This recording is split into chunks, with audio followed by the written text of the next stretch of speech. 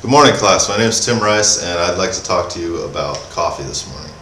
Coffee is consumed around the world and has evolved from a small bean used as a food source to the blends and varieties that we enjoy today.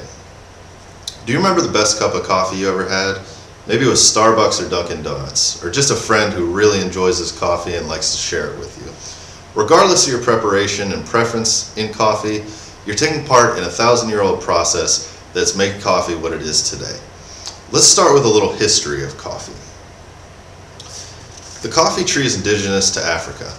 About 1,000 years ago, people ground up these beans, whipped them into a hot liquid, and decided they liked drinking them.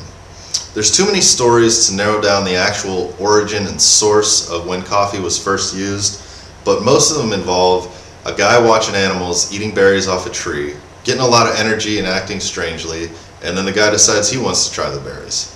My favorite story about this is about Abul al-Hassan al-Shahidi, who was a Yemenite prophet who went out in the woods, saw a bird eating these berries, ate them, and then decided he wanted to take them to a local holy man for approval of use.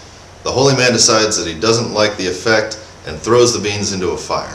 This gives the aroma of roasting beans that they found pleasurable. They take the beans out of the fire and put it in a cup of water and drink it, and hence the first cup of coffee is consumed. The coffee catches on, moves from Ethiopia over into Yemen where it's produced and grown, and because of the spice trade there during the 15th, 16th century, this spreads into Italy, Europe, and the rest of the world. So now we know a little bit about the history. Let's look at the processing of coffee. There's two different processes that take place in the country of origin and then at the manufacturer. The first is a two-part process that involves fermenting the actual berries to get the bean out of them. This separates the flesh from the bean, and the bean is then dried and shipped to the manufacturer. At the manufacturer, roasting takes place, which determining the length of how long it's roasted for will determine how dark it is and how the flavor tastes. You can also do this at home by getting fresh beans, putting them in a frying pan, and heating them to your desired darkness and flavor, if you're interested. So the beans are now separated and roasted, and let's look at what type of beans they are. The two types of beans are Coffea arabica, which has a stronger flavor and is grown mostly in the Americas. Jamaican, Java, Kona are all examples of these beans, Colombian varieties, and the reason these beans are more desirable is because it's harder to grow them, they have better flavor, and they're rarer due to the limited area in which they can be grown. The second type is the Coffea canephora robusta.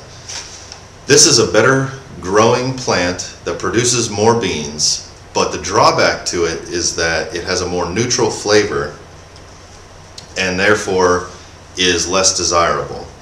One thing to be aware of is that the commercial coffee companies use blends of these two beans. It may say Arabica, but actually have a very small amount of the desirable beans in it. By looking on the labels and manufacturers' websites and other sources, you can find out how much of the bean is actually in there and how much is actually an Arabica bean or a Colombia bean or a higher desired bean by determining the amount that's in the blend. So, we now know the origin of coffee, how to separate it, and the types of beans that are used commercially. I hope that you found this informing and maybe even spark an interest that will get you to go out and try different blends of coffee and expand your knowledge of coffee into something that you may want to actually research more, or just now that you know more about it. Thanks for listening, and good luck.